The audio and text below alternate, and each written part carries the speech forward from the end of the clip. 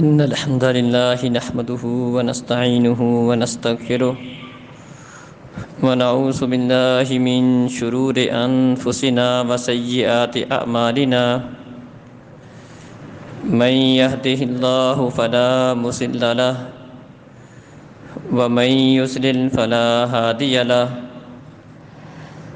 وأشهد أن لا إله إلا الله وحده لا شريك له وأشهد أن محمدًا عبده ورسوله أعوذ بالله من الشيطان الرجيم يا أيها الذين آمنوا اتقوا الله حق تقاته ولا تموتن إلا وأنتم مسلمون يا أيها الناس اتقوا ربكم الذي خلقكم من نفس واحدة وخلق منها زوجها وبث منهما رجالا كثيرا ونساء واتقوا الله الذي تساءلون به والأرحام إن الله كان عليكم رقيبا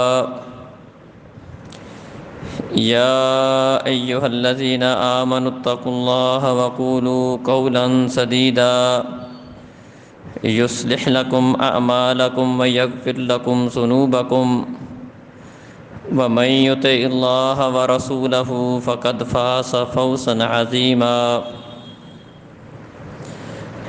أما بعد فإن خير الحديث كتاب الله وخير الهدي هدي محمد صلى الله عليه وسلم وشر الأمور محدثاتها وكل محدثة بدعة وكل بدعة ضلالة وكل ضلالة في النار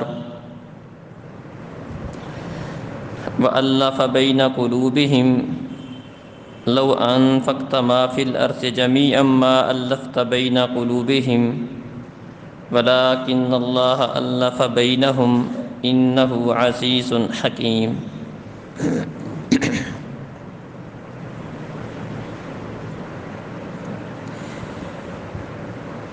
محترم عزیز بھائیوں اور بزرگوں، معزز ماؤں بہنوں،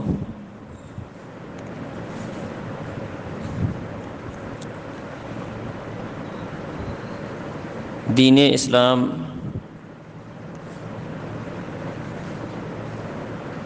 اپنے ماننے والوں کی اس طرح تربیت کرتا ہے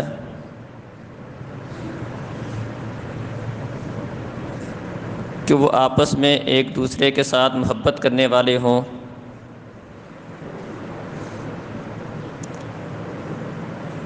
ان کے دل دوسروں کے لیے صاف ہوں، ایک دوسرے کے ساتھ بغض، کینہ، نفرت، حسد ان کے دلوں میں نہ ہو۔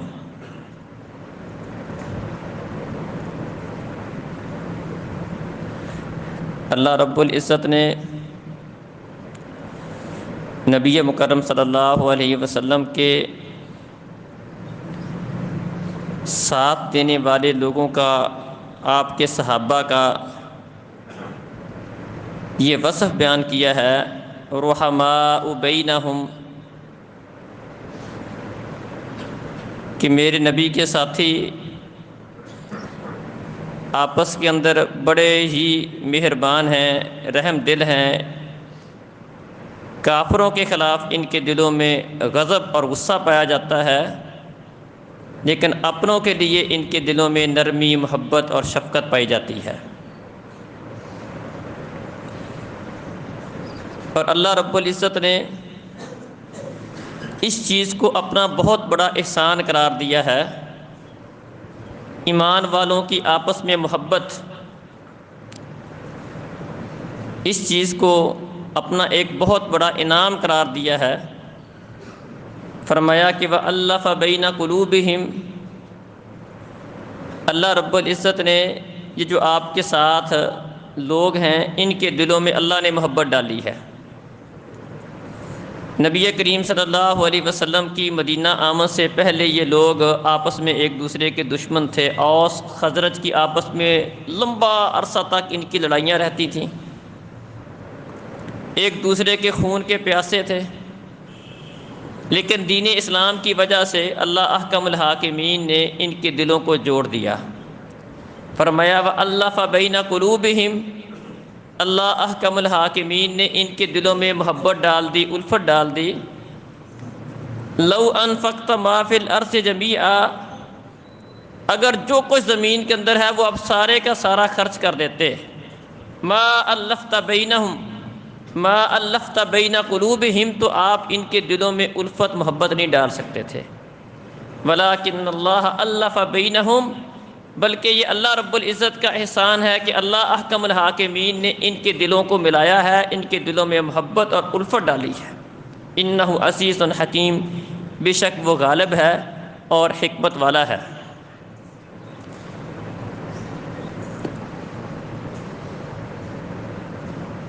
تو محترم بھائیو، دلوں کا آپس میں ملنا، ایک دوسرے کے ساتھ محبت کرنا، ایک دوسرے کا احساس کرنا، یہ دین اسلام کی بنیادی تعلیمات میں سے ہیں۔ بلکہ نبی کریم صلی اللہ علیہ وسلم جب قنوت کیا کرتے تھے، مشرکوں کے خلاف، کافروں کے خلاف، اللہ کے دشمنوں کے خلاف بد دعا کیا کرتے تھے، تو اس موقع پر پیارے نبی صلی اللہ علیہ وسلم یہ دعا کیا کرتے تھے، اللہم اغفر لنا وللمؤمنین والمؤمنات والمسلمین والمسلمات والف بین قلوبہم، اللہ ایمان والے مردوں کو، ایمان والی عورتوں کو، مسلمان مردوں کو، مسلمان عورتوں کو معاف کر دے، والف بین قلوبہم، اے اللہ ان کے دلوں میں الفت ڈال دے، ان کے دلوں میں محبت ڈال دے۔ جس طرح آپ دشمنوں کے خلاف بد دعا کر رہے ہیں، آپ اپنوں کے لیے دعا یہ کر رہے ہیں، ان کے لیے دعا یہ ہے کہ اللہ ان کی آپس میں پھوٹ ڈال دے، آپس میں ایک دوسرے کے یہ دشمن بن جائیں، آپس میں ایک دوسرے کی ہلاکت کا سبب اور ذریعہ بن جائیں۔ اور آپس کی دعا کیا ہے؟ وَأَلِّفْ بَيْنَ قُلُوبِهِمْ، اے اللہ ان کے دلوں میں ایک دوسرے کے لیے محبت ڈال دے۔ دراصل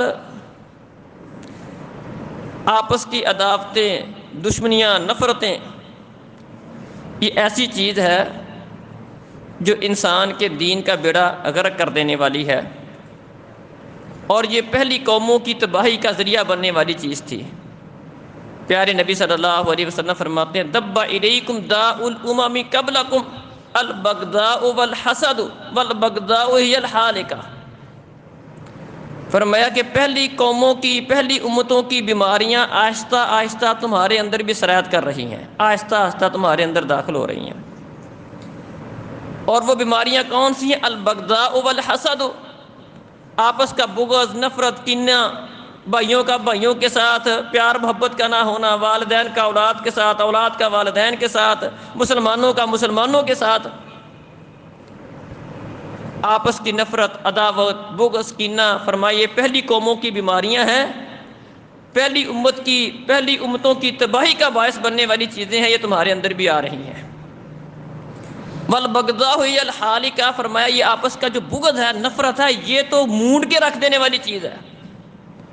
اور فرمایا میں یہ نہیں کہتا کہ بغض سے بندے کا سر گنجا ہو جاتا ہے، سر کو مونڈ دیتی ہیں یہ چیز، بلکہ یہ حالکۃ الدین، یہ بغض، نفرت آپس کے اندر ایک دوسرے کے خلاف جو دلوں میں عداوت پائی جاتی ہے، نفرت پائی جاتی ہے، یہ چیز بندے کو اس کے دین سے مونڈ کر رکھ دینے والی ہے، بندے کے دین کو ختم کر دینے والی چیز ہے۔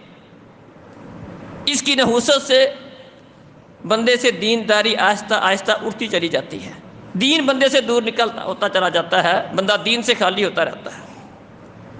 بلکہ آپ اس بات کا اندازہ کریں کہ اللہ رب العزت کو یہ چیز اس قدر ناپسند ہے۔ پیارے نبی صلی اللہ علیہ وسلم فرماتے ہیں کہ سوموار جمعرات کو بندوں کے اعمال پیش ہوتے ہیں، اللہ احکم الحاکمین بندوں کے چھوٹے گناہ مختلف نیکیوں کے ساتھ معاف کر دیتے ہیں۔ بندہ نماز پڑھتا ہے، ایک نماز سے اگلی نماز کے درمیان اگر اسے کوئی چھوٹی موٹی غلطی، اللہ کہتے ہیں نماز کی وجہ سے معاف کر دو۔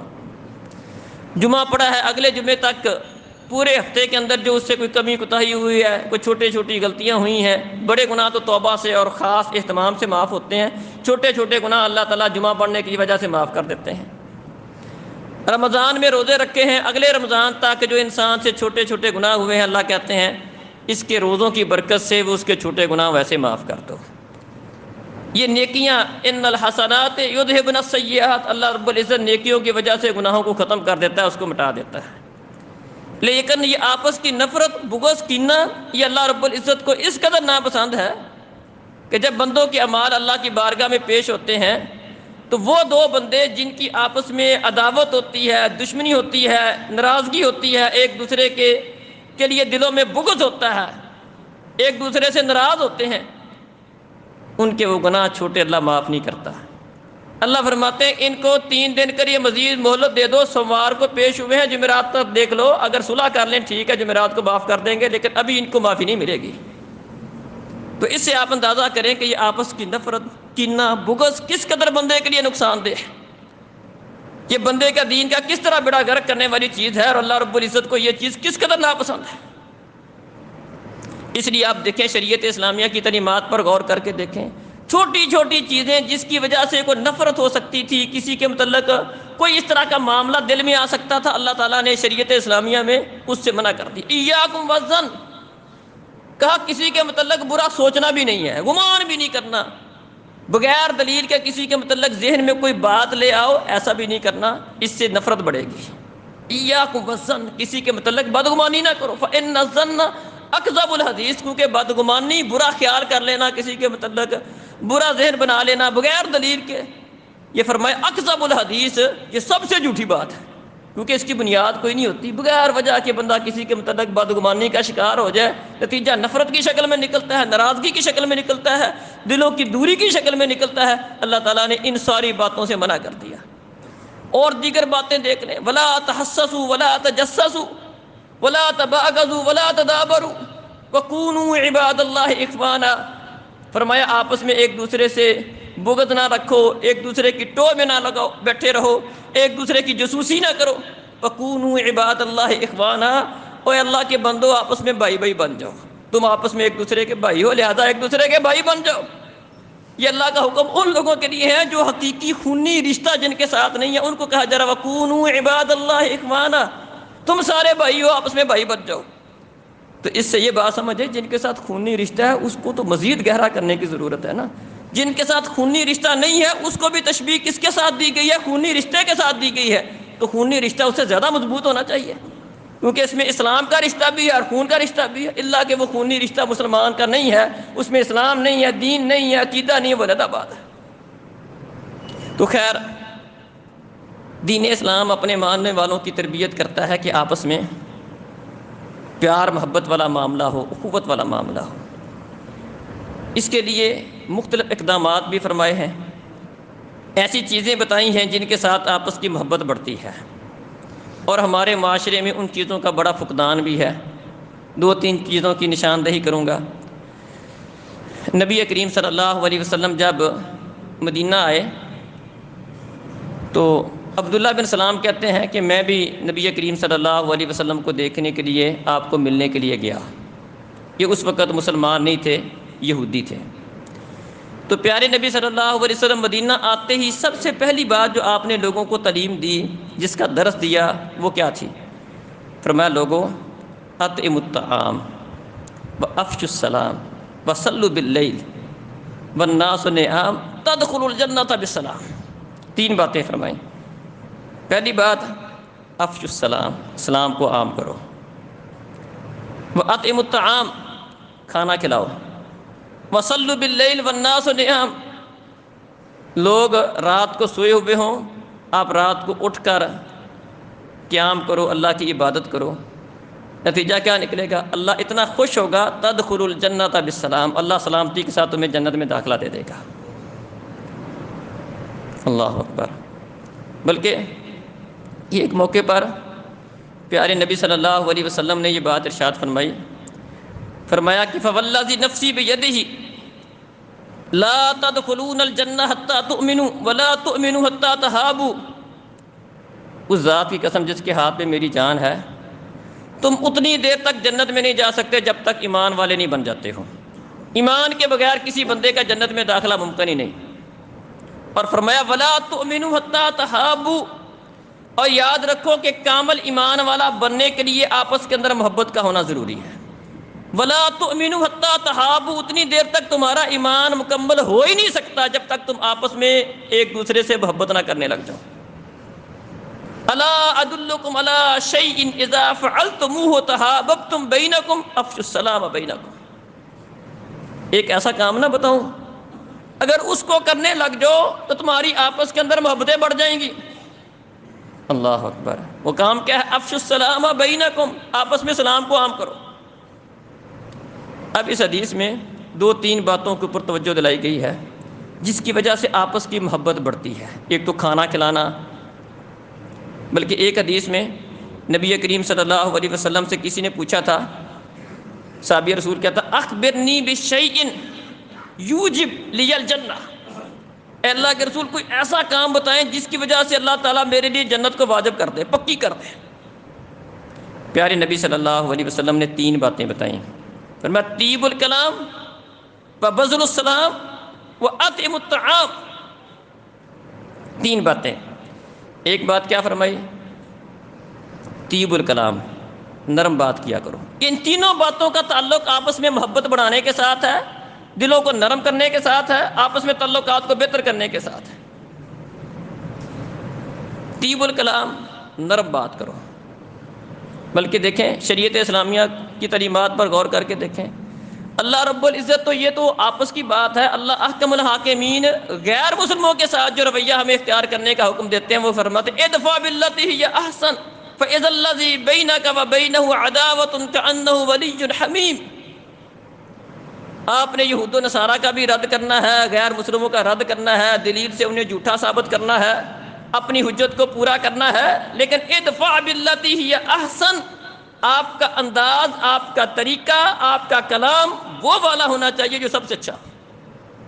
سخت بات نہیں کرو، سخت رویہ نہیں رکھو، اکھڑا ہوا لہجہ نہ رکھو. ادفع باللتی ہی احسن، جواب دینا ہے ان کے غلط عقائد کا جواب دینا ہے، اس کا رد کرنا ہے، ان کے ساتھ بحث کرنی ہے، مناظرہ کرنا ہے. ادفع باللتی ہی احسن، اس طریقے سے جواب دو جو حسن نہیں بولا، احسن بولا، جو سب سے اچھا. وہ والا طریقہ اختیار کرو جو سب سے اچھا. بات وہ کرو جو سب سے اچھی ہے. اللہ اکبر. حق بات کرنے میں کوئی مسئلہ نہیں، حق بات کرو. ہمارے ہاں بعض لوگ سمجھتے ہیں حق بڑا کڑوا ہوتا ہے لہذا وہ بات ہی بڑی سخت کرتے ہیں، انداز بڑا سخت اپناتے ہیں. بلکہ مشہور ہے بعض لوگ ہمارے متعلق اس طرح کا نظریہ رکھتے ہیں کہ یار یہ بڑے لوگ بڑے سخت ہوتے ہیں. اپنے موقف کے اندر ڈٹنا اور بات ہے، لیکن انداز، لہجہ، بات کرنے کا طریقہ یہ غلط ہونا یہ اور بات ہے. وہ اچھا انداز اختیار کرنا چاہیے، بھلی بات کرنی چاہیے، خوبصورت انداز میں جواب دینا چاہیے، نرم بات کرنی چاہیے. یہ شریعت اسلامیہ کی تعلیمات ہے. غیر مسلموں کے ساتھ بھی یہ والا رویہ رکھنے کا ہمیں ہماری شریعت حکم دیتی ہے. تو اپنوں کے ساتھ تو بڑی پیار کے ساتھ، محبت کے ساتھ، اپنی اولاد کے ساتھ، والدین کے ساتھ. وَلَا تَقُلْ لَهُمَا اُفْ، اللہ کہتے ہیں والدین کا معاملہ اف بھی نہیں کو. اف یہ ہلکا ترین کلمہ ہے جو کسی کی بات کو بندہ ناراض ہوتے ہوئے، کسی بات کو ناپسند کرتے ہوئے اف کہہ دیتا ہے زبان سے. فرمایا وَلَا تَقُلْ لَهُمَا اف، انہیں اف بھی نہیں کہو. تو اف کہنے سے منع کر دیا تو بڑی بڑی بات کو ڈانٹ دینا، سخت ناراض ہو جانا، سخت کلمہ کہہ دینا، ان کا دل دکھا دینا، ان کا برا بلا کہہ دینا، واضح الفاظ کے ساتھ ان کے سامنے کو گستاخی والی بات کر دینا، یہ تو بڑی بڑی بات ہے. اللہ تعالیٰ تو افسوس کے اندر جس طرح بندہ کسی کی بات کو ناپسند کرتے اوئے اف، اتنی سی بات بھی اللہ برداشت نہیں کرتا ہے والدین کے لیے اولاد کی طرف سے. تو انداز دھیما ہونا چاہیے. تو پیارے نبی صلی اللہ علیہ وسلم نے 3 باتیں بتائیں. فرمایا سب سے پہلی بات کیا ہے؟ جس نے کہا ایسا عمل بتائیں کہ جنت میں لے جائے.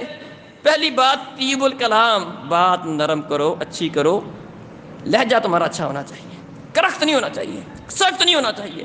ہاں اپنی بات ٹھیک ہے وہ کرو آپ. وبذل السلام، سلام کو عام کرو. واطعام الطعام، واطعم الطعام، کھانا کھلاؤ. یہ کھانا کھلانا یہ بھی پیار محبت کو بڑھاتا ہے. اللہ رب العزت نے اہل ایمان کا وصف بیان کیا ہے وَيُطْعِمُونَ الطَّعَامَ عَلَىٰ حُبِّهِ مِسْكِينًا وَيَتِيمًا وَأَسِيرًا، ایمان والے لوگ اللہ کی محبت کی وجہ سے یتیموں، مسکینوں کو، قیدیوں کو کھانا کھلاتے ہیں۔ ایمان والوں کا وصف بیان کیا ہے کہ وہ لوگوں کو کھانا کھلاتے ہیں۔ پیارے نبی صلی اللہ علیہ وسلم کے اوپر جب پہلی وحی بیان آئی تھی، آپ پریشان ہوئے تھے۔ اماں خدیجہ رضی اللہ عنہا نے انہی باتوں کے ساتھ حوصلہ دیا تھا، آپ پریشان کیوں ہوتے ہیں، اللہ آپ کو ضائع نہیں کرے گا، آپ تو لوگوں کے کام آتے ہیں، بھوکوں کا کھانا کھلاتے ہیں، کسی کا بوجھ دوسروں کا اٹھاتے ہیں، جس کے پاس کچھ نہیں اس کو کما کر دیتے ہیں، آپ پریشان کیوں ہوتے ہیں؟ تو اس طرح کے اوصاف کا مالک اللہ تعالیٰ اس کو ضائع نہیں کرتا ہے۔ پیارے نبی صلی اللہ علیہ وسلم نے مشرکین کو دعوت دی تو سب سے پہلا کام کیا کیا تھا؟ انہیں بلایا، ان کی دعوت دی، دعوت کی، کھانا کھلایا، اس کے بعد اگلی بات کی۔ عقیدہ توحید کی دعوت دینے کے لیے یہ وہ لوگ ہیں جو مشرک ہیں، مسلمان نہیں ہیں، انہیں عقیدہ توحید سمجھانے کے لیے پہلے بلایا، کھانا کھلایا، اور اس کے بعد انہیں اپنی بات ان کے سامنے رکھی، انہیں دعوت دی۔ تو ایک آپس میں محبت کو بڑھانے والی چیزوں میں سے ایک چیز ہے نرم بات کرنا، اچھی بھلی بات کرنا، لہجہ ذرا اس کو نرم رکھنا، سخت بات نہ کرنا، کرخت بات نہ کرنا۔ اور دوسری بات کیا؟ کھانا کھلانا، کھانا کھلانے سے محبت بڑھتی ہے۔ اور تیسری بات سلام کو عام کرنا، سلام کو عام کرنا یہ بھی محبت کو بڑھانے والی چیز ہے۔ سلام کا مطلب ہی کیا ہے؟ سلام کا مطلب ایک تو سلام کہتے ہیں اللہ تعالیٰ کے ناموں میں سے ایک نام ہے، اور دوسرا سلام کا معنی ہے سلامتی والا۔ تو گویا کہ جب ایک مسلمان دوسرے مسلمان کو السلام علیکم کہتا ہے تو اس کا مفہوم یہ ہوتا ہے کہ تمہارا نگہبان وہ سلام ہو، وہ جو سلامتی والا، سلامتی دینے والا ہے، وہ اللہ رب العزت تمہارا نگہبان ہو۔ اب کتنا پیارا کلمہ ہے کہ جب مسلمان دوسرے مسلمان سے ملے تو وہ کہے اللہ تمہارا نگہبان ہو، وہ سلام اللہ تعالیٰ وہ تمہارا محافظ ہو، تمہارا نگہبان ہو، وہ تمہاری حفاظت کرنے والا ہو۔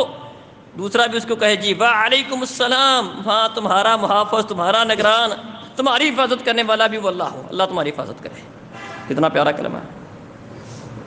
اور سلام کا معنی سلامتی والا ہو تو اس کا مطلب بھی کیا ہے؟ السلام علیکم، تم پر سلامتی ہو، وہ کہتا تم پر بھی سلامتی ہو، تم سلامت رہو ہر قسم کی آفات سے، پریشانیوں سے، مصیبتوں سے، دکھوں سے، اللہ تمہیں سلامت رکھے۔ یہ دعا ہے۔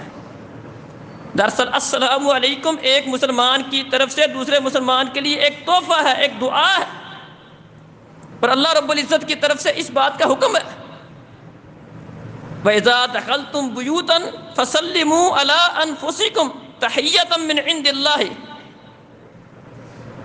جب تم آپس گھروں میں داخل ہو فَسَلِّمُوا عَلَىٰ أَنفُسِكُمْ، تو اپنے لوگوں کو سلام کہا کرو، یہ اللہ تعالیٰ کی طرف سے تمہارے لیے ایک بڑا پاکیزہ صاف ستھرا تحفہ جو اللہ نے تمہیں دیا ہے۔ یہ ایسا پیارا تحفہ ہے، پیارے نبی صلی اللہ علیہ وسلم فرماتے ہیں ما حسدتکم اليہود علی شیء ما حسدتکم علی السلام والتأمین، یہود کو سب سے زیادہ جن باتوں پر مسلمانوں سے چڑ آتی تھی نا، تکلیف ہوتی تھی، وہ اس تحفے کی وجہ سے ہوتی تھی کہ اللہ احکم الحاکمین نے مسلمانوں کو یہ تحفہ دیا ہے، ان پر یہ انعام کیا ہے کہ یہ آپس میں ملتے ہیں، جب ملتے ہیں سلام کہتے ہیں السلام علیکم السلام علیکم، جب ملتے ہیں۔ اس سے ان کو بڑی تکلیف اور چڑ آتی تھی۔ اور دوسری چیز سلام، نماز کے اندر آمین کا کہنا۔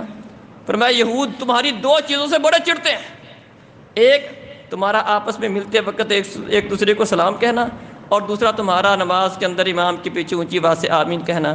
ان دو چیزوں سے فرمایا ان کو بڑی چڑ آتی تمہاری۔ تو یہ سلام ایک ایسی چیز ہے، بلکہ آپ دیکھیں سلام کے آداب نبی کریم صلی اللہ علیہ وسلم نے بتائے ہیں کہ چھوٹا بڑے کو سلام کرے، چھوٹی جماعت بڑی کو سلام کرے، باہر سے آنے والا اندر والے کو سلام کرے، جو سوار ہے وہ پیدل کو سلام کرے، چلنے والا بیٹھے ہوئے کو سلام کرے۔ یہ تعلیمات آپ لوگوں نے بتائی۔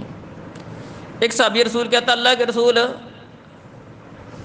رجلان یلتقیان، بعض دفعہ ایسا ہوتا ہے دو بندے ہیں آپس میں آمنے سامنے سے آ رہے ہیں، ادھر سے بھی ایک آدمی آ رہا ہے ادھر سے بھی ایک آ رہا ہے۔ سلام کے آداب میں سے چھوٹا بڑے کو، بڑا اس طرح چھوٹی جماعت بڑی کو، آنے والا بیٹھے ہوئے کو یہ سلام کرے۔ اب دونوں طرف سے آدمی ہیں، دونوں نوجوان ہیں، یہ دونوں ایک ہی طرح کے بندے ہیں اور دونوں ہی آپس میں ایک دوسرے کے سامنے سے آمنے سامنے سے آ رہے ہیں۔ اب کون سلام پہلے کرے گا؟ قربان جائیں کیا جواب دیا آپ نے؟ فرمایا اولاہما باللہ، جو اللہ کو زیادہ پیارا ہوگا اللہ اس کو اس بات کی توفیق دے دے گا کہ وہ سلام میں پہل کرے گا۔ قربان جائیں، کتنی بڑی بات ہے۔ گویا کہ سلام میں پہل کرنا، سلام کہنا اس بات کی علامت اور دلیل ہے کہ یہ بندہ اللہ کو بڑا پیارا ہے، جس کو سلام کہنے کی توفیق ملتی ہے۔ اللہ اکبر۔ اور اس کے برعکس جو سلام میں بخل کرتا ہے، سلام نہیں کہتا، جس طرح ہمارے معاشرے کا عام رواج ہے، بعض لوگ سلام کرتے ہیں لیکن جان پہچان والے کو، یہ بھی بڑا مسئلہ ہے۔ پیارے نبی صلی اللہ علیہ وسلم نے اس کو قیامت کی نشانیوں میں سے بیان فرمایا، من اشراط الساعہ، فرمایا یہ چیز قیامت کی نشانیوں میں سے ہے۔ دو باتیں بیان کی، فرمایا ایک بات تو یہ کہ بندہ مسجد میں آئے اور وہاں سے ہو کر چلا جائے۔ بعض اوقات بندے کو کوئی کام ہوتا ہے، مسجد میں آیا ہے، وہ کر چلا گیا، یہاں پر آیا ہے اور 2 رکعتیں اس نے نہیں پڑھی، 2 رکعتیں پڑھے بغیر مسجد سے ہو کر چلا جائے، یہ قیامت کی نشانیوں میں سے ایک نشانی ہے۔ اللہ کے گھر میں آیا، اللہ کے گھر کا ادب احترام یہ تھا کہ جب بندہ اللہ کے گھر میں آئے، یہ اللہ کا گھر کوئی معمولی جگہ نہیں ہے، یہ سب سے مقدس روئے زمین کے اندر جتنے بھی ٹکڑے ہیں، فرمایا خیر البقاء، روئے زمین کے اوپر جتنے بھی زمین کے اندر ٹکڑے ہیں، جگہیں ہیں، ان تمام جگہوں سے مقدس، محترم اور پیاری جگہیں یہ اللہ کا گھر، اللہ کی مسجدیں ہیں۔ اور اس گھر کا احترام کیا ہے، ادب کیا ہے کہ جب بھی بندہ اللہ رب العزت کے گھر میں آئے، اس بہترین مقدس محترم جگہ پر آتا ہے، تو اللہ کا اس گھر کا ادب احترام یہ ہے کہ یہاں پر 2 رکعتیں پڑھے، اپنی بندگی کا ثبوت دے۔ جب بھی اللہ کے گھر میں آئے 2 رکعتیں پڑھ کے بیٹھے۔ اور اس چیز کو قیامت کی نشانیوں میں سے بیان کیا کہ بندہ اللہ کے گھر میں آئے اور 2 رکعتیں پڑھے بغیر چلا جائے، فرمایا قیامت کی نشانیوں میں سے ایک نشانی ہے۔ اور دوسری نشانی کیا بیان کی، فرمایا کہ بندہ صرف اور صرف اس کو سلام کہے جس کے ساتھ اس کی جان پہچان ہے۔ مطلب سلام کو سلام شریعت کا حکم سمجھ کے نہیں کہتا، شریعت کا حکم سمجھ کے تو ہر ایک کو کہنا چاہیے۔ یہ اپنی جان پہچان باقی رکھنے کے لیے، تعلق واسطے کو باقی رکھنے کے لیے سلام کہتا ہے، شریعت کا حکم سمجھ کے سلام نہیں کہتا۔ فرمایا یہ چیز بھی قیامت کی نشانیوں میں سے ایک نشانی ہے۔ تو ہمارے معاشرے میں یہ سلام کا فقدان عام پایا جاتا ہے۔ بہت سارے لوگوں کو ویسے شرم آتی ہے، گھر میں جائیں بچوں کو سلام کہیں، بیوی کو سلام کہیں، بار بار سلام کہہ دے کوئی تو لوگ ایک مذاق کرنا شروع کر دیں گے، یار تو کیا ہے بار بار سلام کہے جا رہا ہے۔ حالانکہ شریعت کا حکم یہ ہے کہ اذا لقیتہم، جب بھی آپ اپنے مسلمان بھائی سے ملے، جب بھی ملے سلام کہیں، اذا لقیتہ فسلم علیہ، جب بھی پہلا حق بیان کیا، فرمایا حق المسلم علی المسلم 6، ایک مسلمان کے دوسرے مسلمان پر 6 حق ہیں، ان میں سے پہلا حق کیا ہے، اذا لقیتہ فسلم علیہ، جب بھی تو اپنے مسلمان بھائی سے ملے اس کو سلام کیا ہے، یہ حق ہے مسلمان کا دوسرے مسلمان کے درمیان۔ ہمارے معاشرے میں اس کا کوئی، اس کے متعلق کوئی خاص اہتمام نہیں پایا جاتا۔ اللہ نے جنتی معاشرے کا ایک ہمارے سامنے ایک منظر رکھا ہے، فرمایا لا يسمعون فيها لغوا ولا تأثیما الا قیلا سلاما سلاما، جنت کے اندر کوئی بےہودہ بات نہیں ہوگی، کوئی گناہ والی بات آپ نہیں سنیں گے، وہاں ہر طرف سے سلام سلام کی آوازیں آئیں گی، السلام علیکم السلام علیکم، وہاں پر سلام سلام کی آوازیں، دوسروں کے لیے سلامتی کی دعائیں، یہ جنت کا ماحول ہوگا۔ تو دنیا کے اندر بھی اللہ رب العزت نے، نبی کریم صلی اللہ علیہ وسلم نے ہمیں اسی بات کی تعلیم دی ہے۔ اور جو اتنی فری کی نیکیاں بھی فری ہے، صرف اور صرف یہ نہیں کہ اگلے بندے کے ساتھ محبت بڑھتی ہے، ایک اپنے بندہ محبت کا اظہار کرتا ہے، اس کے لیے دعا کرتا ہے، اس کے لیے ایک تحفہ ہے، اور پھر فری کا سلام، اس کے اندر ثواب بھی ہے۔ پیارے نبی صلی اللہ علیہ وسلم تشریف فرماتے، ایک بندے نے کہا السلام علیکم، فرمایا اس کو 10 نیکیاں ملیں گی۔ دوسرا آیا، اس نے کہا السلام علیکم ورحمۃ اللہ، فرمایا 20 ملیں گی۔ تیسرا السلام علیکم ورحمۃ اللہ وبرکاتہ، فرمایا 30 ملیں گی۔ اب اتنا سا منہ ہلا دینے سے نیکیاں بڑھتی چلی جا رہی ہیں۔ اب دن میں 50 بندوں سے ملتے ہیں، اب ضرب کر کے دیکھیں، شام کو 50 بندوں سے ملتے ہیں، اس کو 30 کے ساتھ ضرب دے دیں، 1500 نیکیاں آپ کو فری بھی مل جائیں گی۔ اتنا سا منہ ہلانے کے ساتھ اور دیگر فوائد اس کے علاوہ۔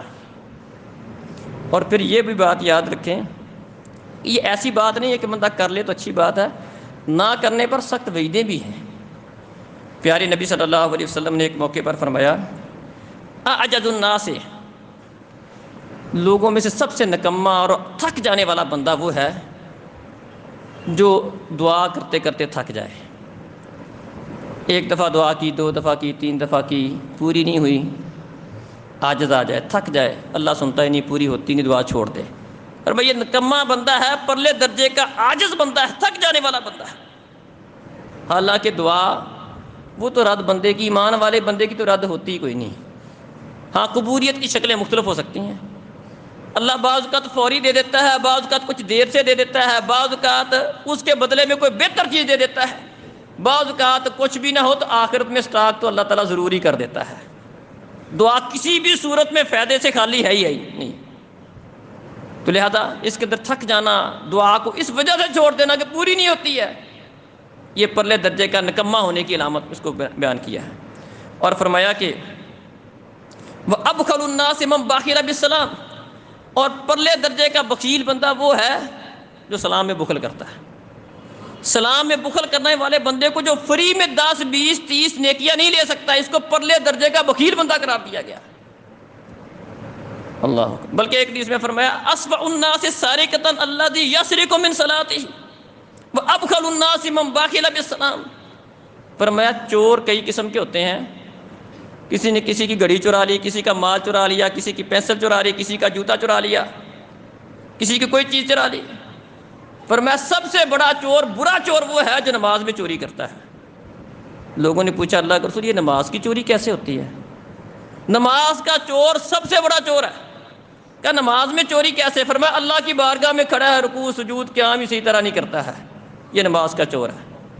صحیح طریقے سے قیام نہیں کرتا، جلدی جلدی کرتا ہے، جلدی جلدی نماز پڑھتا ہے، رکوع میں جاتا ہے پوری طرح برابر ہو کر تسلی کے ساتھ، رکوع کے کلمات تسبیحات نہیں پڑھتا، سجدے میں جاتا ہے پوری طرح سجدہ نہیں کرتا، رکوع سے کھڑا ہوتا ہے پوری طرح کھڑا ہو کر تسلی کے ساتھ نماز نہیں پڑھتا۔ فرمایا یہ نماز کا چور اور بدترین چور ہے، اس سے بڑا برا چور ہی کوئی نہیں۔ فرمایا چور کئی قسم کے، اور سب سے برا چور یہ ہے۔ وَأَبْخَلُ النَّاسِ، فرمایا بخیل بھی کئی قسم کے ہوتے ہیں، جو مال کا بخل کرتا ہے، کسی اور چیز کا بخل کرتا ہے، اور سب سے پرلے درجے کا بخیل وہ ہے جو سلام میں بخل کرتا ہے۔ بلکہ آپ اس کا اندازہ اس واقعہ سے کریں، ایک دفعہ نبی کریم صلی اللہ علیہ وسلم کے پاس 2 بندے کو جھگڑا لے کر آئے۔ تو جھگڑا یہ تھا کہ ایک آدمی کا باغ تھا کھجوروں کا، تو اور اس کے کھجوروں کے باغ میں ایک درخت کسی اور بندے کا تھا، یہ مسند احمد وغیرہ میں حدیث ہے۔ تو وہ بندہ، اس نے پہلے اسے خود تقاضا کیا ہوگا کہ یار یہ درخت آپ کے ایک درخت کی وجہ سے مجھے پریشانی ہوتی ہے، میرے گھر والے آتے ہیں، آپ کا ایک درخت ہے، آپ مجھے یہ درخت بیچ دو، باہر لے لو۔ وہ نہیں مانا، میں یہ درخت نہیں بیچوں گا۔ جھگڑا پیارے نبی صلی اللہ علیہ وسلم کے پاس آ گیا۔ پیارے نبی صلی اللہ علیہ وسلم نے اس سے فرمایا کہ اچھا چلو اسے نہیں بیچتے، مجھے بیچ دو۔ آپ ذرا غور کریں الفاظ کے اوپر، لگتا ہے منافق ہوگا کوئی بندہ، یا اس کو پتہ نہیں ہوگا اتنی اس کی اہمیت کا۔ تو آپ نے فرمایا یہ درخت مجھے بیچ دو، کہنے لگا نہیں میں نہیں بیچتا۔ اچھا فرمایا آپ مجھے ہبہ کر دو، تحفے میں دے دو، ہبہ کر دو، کہا نہیں کرتا۔ کہا اس طرح کرو، یہ درخت دنیا میں بیچ دو، خالی درخت کے بدلے میں درخت یا اس کی قیمت ہی نہیں ملے گی، اس کے بدلے میں تمہیں جنت کے اندر اللہ جنت کا درخت دے گا۔ وہ اس بات پر بھی تیار نہیں ہوا۔ اس موقع پر پیارے نبی صلی اللہ علیہ وسلم نے کیا فرمایا؟ ما رأیت ابخل منک، تجھ سے بڑا بخیل میں نے کوئی بندہ نہیں دیکھا۔ اتنا بڑا اس کو پیشکش ہو رہی ہے، نبی مکرم فرما رہے ہیں، نبی صلی اللہ علیہ وسلم خود فرما رہے ہیں مجھے بیچ دو، مجھے ہبہ کر دو، اور یہ فرما رہے یہاں تک فرما دیا کہ اس کے بدلے میں یہ جنت کا کھجور کا درخت، کیا اس کی اہمیت ہے، اس کے بدلے میں اللہ جنت کا درخت دے گا، اس پہ تیار نہیں ہوا۔ میں تجھ سے بڑا بخیل بندہ کوئی نہیں دیکھا ماں سوا اس بندے کے جو سلام میں بخل کرتا ہے۔ اللہ اکبر، کیا بات سمجھے، سلام میں بخل کرنے والا وہ تجھ سے بھی بڑا بخیل ہے، اس کے سوا تجھ سے بڑا بخیل کوئی نہیں دیکھا میں نے۔ اب کتنا بڑا بخل ہے، تو سلام میں بخل کرنے والا بندہ اس بندے سے بڑھ کر بخیل ہے۔ تو اس کا آپ اندازہ کریں، ہمارے معاشرے میں یہ چیز بالکل اس کا فقدان ہے۔ دیکھیں نبی کریم صلی اللہ علیہ وسلم نے اس حد تک فرمایا من بادأ بالکلام قبل السلام فلا تجیبوا، جو بندہ بات شروع کر دیتا ہے سلام سے پہلے، اس کو اس کی بات کا جواب ہی نہ دو۔ کتنی بڑی بات، آپ سے کوئی بات کر رہا، فون کر رہا ہے اور سلام کہے بغیر بات شروع کر دی ہے، فرمایا اس کی بات کا جواب نہ دو۔ ملاقات ہوتی ہے، سلام پہلے نہیں کہا، اس کی بات کا جواب ہی نہ دو۔ ایک بندہ، آپ تشریف فرما تھے، باہر سے آیا، اس نے اجازت مانگی، کہا ادخل، جی میں اندر آ سکتا ہوں؟ پیارے نبی صلی اللہ علیہ وسلم نے، ایک لڑکا وہاں بیٹھا ہوا تھا، فرمایا جاؤ اور اس کو جا کر اجازت لینے کا ادب سمجھاؤ، اس کو طریقہ بتاؤ کہ کسی کے پاس جانا ہو، اجازت لینی ہو تو اجازت کیسے لیتے ہیں اس کو بتاؤ، اور اسے یہ سمجھاؤ کہ جب کسی کے پاس جاؤ پہلے کو السلام علیکم ادخل، سب سے پہلے سلام کہو. کسی سے بات کرنی ہے سب سے پہلے السلام علیکم کہو، اس کے بعد اگلی بات کرو. اجازت ہے نہیں ہے یہ اگلی بات کی بات ہے، سب سے پہلے سلام کہو. تو محترم بھائیو اور بزرگو، یہ سلام کو عام کرنا، اس کا ہمیں خصوصی طور پر اہتمام کرنا چاہیے. کسی وقت بھی کسی ملتے وقت جو شریعت نے آداب و احترام بتائے ہیں اس کو سامنے رکھتے ہوئے نبی کریم صلی اللہ علیہ وسلم کے صحابہ اس کا بڑا اہتمام کرتے تھے. اور یہ فری کی نیکیاں ہیں اور آپس میں محبت کو بڑھانے والی چیز ہے. تو شروع بات میں نے اس سے کی تھی کہ ہمارا دین اسلام ہمیں آپس میں محبت کا درس دیتا ہے، اور ہمارا دین ہمیں اس بات کا درس دیتا ہے کہ ہمارے دل ایک دوسرے کے لیے بالکل صاف ہوں، ہمارے دلوں میں ایک دوسرے کے لیے پیار محبت والا معاملہ ہو. اور اس کے لیے 3 باتیں میں نے آج کے خطبہ جمعہ میں ذکر کی ہیں کہ 3 چیزیں ایسی ہیں جس کے ساتھ محبت بڑھتی ہے، اس میں اضافہ ہوتا ہے، دلوں کا کینہ نفرت یہ ختم ہوتی ہے. ایک کیا تھی؟ طیب الکلام، ہمیشہ نرم بات کرنی چاہیے، اچھی بات کرنی چاہیے، لہجہ دھیما رکھنا چاہیے، وہ کلمہ ادا کریں جو سب سے اچھا. اللہ کا اس بات کا اللہ نے ہمیں حکم دیا ہے، بلکہ اپنے نبی کو حکم دیا ہے کہ غیر مسلموں سے بھی بات کرتے وقت وہ بات کرنی ہے جو سب سے اچھی ہو، وہ انداز اختیار کرنا جو سب سے اچھا ہو. تو اس کے متعلق ہمیں کوشش کرنی چاہیے، کسی سے بات ہو، اپنے بھائی سے ہو یا کسی سے بھی ہو، حتیٰ کہ غیر مسلم سے بھی بات ہو، تو وہ والا انداز اختیار کریں، وہ والا کلمہ ادا کریں جو سب سے اچھا ہو، دھیما انداز ہو، پیاری بات ہو، نرم بات ہو. اور دوسری بات اطعم الطعام، کھانے کھلاؤ، ایک دوسرے کی دعوت کرو. ہمارے ہاں خیر اب تو رشتہ داروں کو بھی کوئی نہیں بلاتا، تو یہ بھی دعوت کا بڑا فقدان ہے. کسی کو صرف اس وجہ سے کھانے پہ بلا لینا، اپنی مطلب کی وجہ سے کسی کو بلا لینا، وہ اور باتیں ہوتی ہیں. یا کوئی شادی بیاہ کے موقع پر بلا لیا، وہ یہ مطلب نہیں ہے، وہ تو ولیمہ کرنا لازم ہے. دیکھیں کبھی صرف اور صرف اس غرض سے کرنا چاہیے اللہ کو راضی کرنے کے لیے.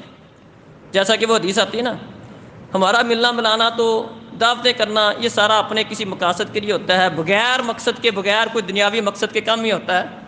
ایک صحابی نبی کریم صلی اللہ علیہ وسلم فرماتے ہیں کہ ایک بندہ کسی دوسرے بندے سے ملنے کے لیے ایک بستی میں جا رہا تھا، تو اللہ رب العزت نے اس کے راستے میں ایک فرشتے کو بٹھا دیا. تو وہ اس سے پوچھتا ہے، فرشتہ اس سے پوچھتا ہے بھی کہاں جا رہے ہو؟ وہ بولا کہ میں فلاں بستی میں جا رہا ہوں، وہاں پر میرا ایک بھائی ہے، اسے ملنے جا رہا ہوں. اور اس کا مقصد پوچھا بھی کیوں ملنے جا رہے ہو؟ کوئی وہاں پر کوئی کاروباری لین دین ہے، کوئی احسان کا بدلہ ہے، بعض اوقات ایسا وہ ملنے آیا تھا اس لیے میں جا رہا ہوں. بعض اوقات کوئی لین دین کا مسئلہ ہوتا ہے، کوئی قرض کا مطالبہ ہوتا ہے، کوئی کاروباری مسئلہ ہوتا ہے. کہا نہیں ایسا کوئی مسئلہ نہیں ہے، میں صرف اور صرف وہاں پر اس لیے جا رہا کہ وہ نیک بندہ ہے، مجھے اس سے محبت ہے، اللہ کی خاطر میں اسے ملنے کے لیے جا رہا ہوں، کوئی اور مقصد نہیں ہے. اللہ اکبر. وہ فرشتہ کہتا ہے کیا کوئی اور مقصد نہیں ہے؟ کہا کوئی اور مقصد نہیں، صرف اور صرف اللہ کی رضا کے لیے، صرف اور صرف اس سے ملاقات کرنا مقصود ہے، کوئی دنیاوی مقصد نہیں ہے. فرشتہ کہتا ہے میں تمہارے پاس اللہ کی طرف سے آیا ہوں اور تمہیں اس بات کی خوشخبری دیتا ہوں کہ جس طرح تو اپنے اس مسلمان بھائی سے صرف اور صرف اللہ کی خاطر محبت کرتا ہے اور اللہ کی خاطر ملنے جا رہا ہے، اللہ احکم الحاکمین بھی اسی طرح تم سے محبت کرتا ہے. تو اس لیے کبھی کبھی ایسا بھی کرنا چاہیے کہ کسی مسلمان بھائی کے پاس جائیں، اس سے ملاقات کریں، وقت نکالیں، اور اس کا مقصد کوئی دنیاوی مقصد نہ ہو، کوئی عدلے کا بدلہ نہ ہو اور کوئی کاروباری مقصد نہ ہو، صرف اور صرف یہ نیک بندہ ہے، اچھا بندہ ہے، اس کے پاس میں تھوڑا سا وقت بیٹھوں گا اور کوئی بات کروں گا، صرف اللہ کی رضا کے لیے. تو اسی طرح جو کھانا شانا کھلانا ہوتا ہے کبھی صرف اور صرف اللہ کی رضا کے لیے، دکھاوے کے لیے نہیں. کبھی مصیبت سر پڑ گئی ہے، اب صدقہ کرنا ہے، کیا صدقہ کرنا ہے؟ مصیبت پڑ گئی، اس کو اتارنے کے لیے، جان چھڑانے کے، اللہ مصیبت سے جان چھڑا دے کو صدقہ کروں؟ نہیں، کہ ویسے بھی خرچ کریں، ویسے بھی کھلائیں، دوستوں کو دعوت دیں، رشتہ داروں کو دعوت دیں، غریبوں کو دعوت دیں، گھر میں بلائیں، ان کو کھانا کھلائیں. اور مقصد صرف اور صرف کیا؟ محبت کو بڑھانا، تعلق کو بہتر کرنا، یہ مقصد ہے. اور اس طرح سلام کو عام کرنا، جب بھی ملے آپس کے اندر سلام کو عام کرنا. آتے وقت، جاتے وقت، مسجد میں آ رہے ہیں، مسجد سے جا رہے ہیں، کسی سے مل رہے ہیں، گھر میں جا رہے ہیں، بازار میں مل رہے ہیں، جس کو جانتے ہیں اس کو بھی سلام کہیں، جس کو نہیں جانتے اس کو بھی سلام کہیں. یہ ہمارا اسلامی معاشرہ ہے. اللہ سمجھنے اور عمل کی توفیق دے. ان الحمد للہ نحمده ونستعینه ونستغفره ونعوذ باللہ من شرور انفسنا وسیئات اعمالنا من يهده الله فلا مضل له ومن يضلل فلا هادي له واشهد ان لا اله الا الله وحده لا شريك له واشهد ان محمدا عبده ورسوله. یہ ایک اعلان ہے بھائی، 28 مئی بروز اتوار جو ابھی اتوار آ رہا ہے، مینار پاکستان وہاں پر ایک عظیم الشان کانفرنس، تکبیر کانفرنس کے نام سے جماعت اس کا انعقاد کر رہی ہے، اور اس کا مقصد آپس میں اتحاد و اتفاق اور جو دشمن کے پاکستان کے خلاف عزائم ہیں کشمیر کے حوالے سے، دیگر معاملات کے حوالے سے، اس کو اجاگر کرنا، یہ اس کا مقصد ہے۔ اور جو ملک کے اندر ایک انتشار والی کیفیت ہے، لوگوں کو یہ بات سمجھانا، پیار محبت اور اتفاق اتحاد، اس کو بنیاد بنا کر ایک جماعت نے کانفرنس کا اہتمام کیا ہے۔ تو اس میں آپ بھائیوں کو بھی شرکت کی دعوت ہے۔ اتوار والے دن 10 بجے انشاءاللہ یہاں سے گاڑیاں روانہ ہوں گی، تو آپ بھائی بھی اس کانفرنس میں شرکت کریں۔